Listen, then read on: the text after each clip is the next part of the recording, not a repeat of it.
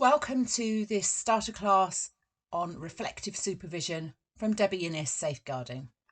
My name is Debbie Innes-Turnill and I'm a safeguarding consultant who works closely with schools, charities, religious and sporting organisations to support the safeguarding of vulnerable children, young people and adults. I have an MSc in Advanced Child Protection Studies and 30 years experience as a teacher both in primary, secondary and tertiary education. Today's starter class is about reflective supervision and how we can use it to support our work with vulnerable people. So let's start with what is supervision. The quote here tells us that it's a professional conversation. It's a way of managing both the workload, the emotional load, and it's a way of enhancing your professional practice through developing your expertise. It's a really important part of anybody who looks after people. If we think about the medical profession, doctors, nurses, other clinicians, they have clinical supervision, which helps them to manage complex situations and the decision making that they have to do under pressure. Social workers, they have supervision, again, to help them manage complex situations and decision making under pressure. Everyone who works with vulnerable children, young people or adults should have some sort of space to enable them to reflect on what is happening and how things can be made better. Working with vulnerable people and in safeguarding is really hard emotionally. We often carry the emotions, the trauma and the difficulties that our clients, that our service users, that our families, that our children are experiencing. And it is really important that we have somewhere where those emotions can be held. And that's what supervision offers. It gives you time and space to reflect when you're not in the hurly-burly of the emotion and the decision making that you have to do on a day-to-day basis. And there is provision for this, particularly for children, in working together to safeguard children, in keeping children safe in education. But it is sporadic, particularly in schools. And I am no apologist for the fact that I think it is vital that everybody who works in safeguarding has a space to reflect, to have this supervision. But schools are lagging behind and they need to pick up the pace of providing that space. The more pressure that is put on people, the more you need the space to reflect. So why have I chosen particularly the model of reflective supervision?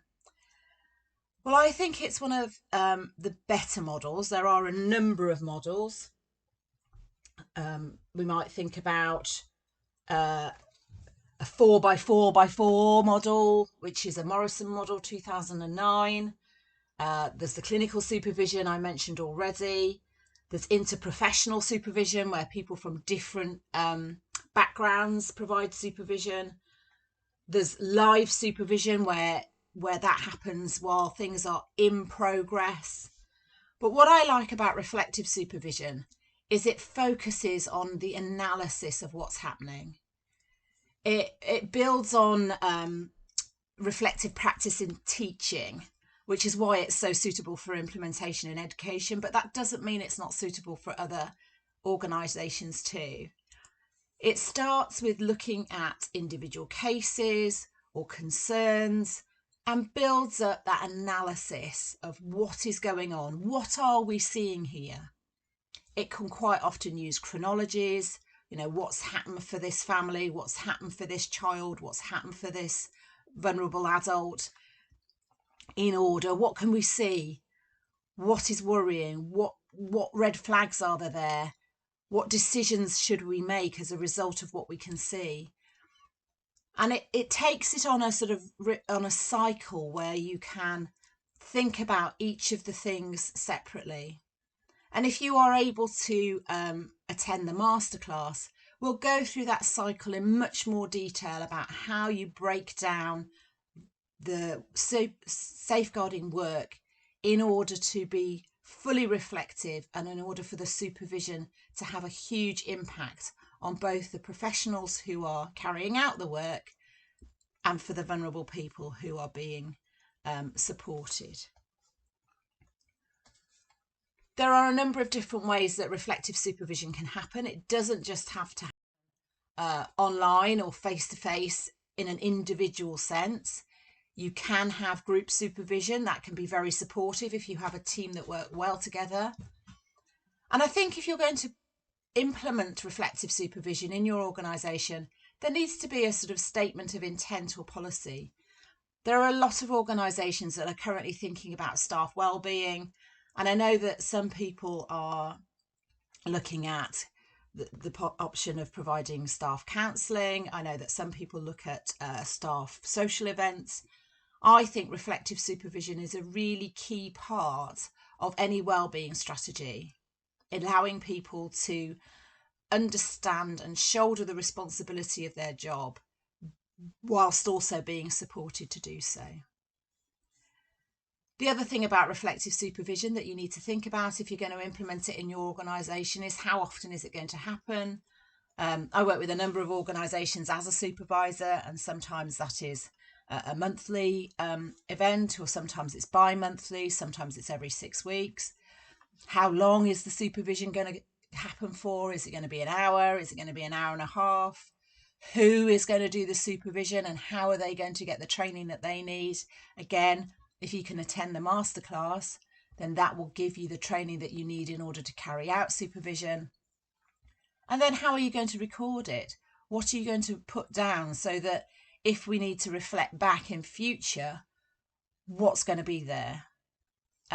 It's not counselling, it's not a completely private environment, but you have to set up those structures in advance before you go into the process. So I hope that's given you a really whistle-stop tour through what reflective supervision is. And please do look at my website, debbieinissafeguarding.co.uk, and have a look at the reflective supervision masterclass if you think it's something that is useful for your organisation.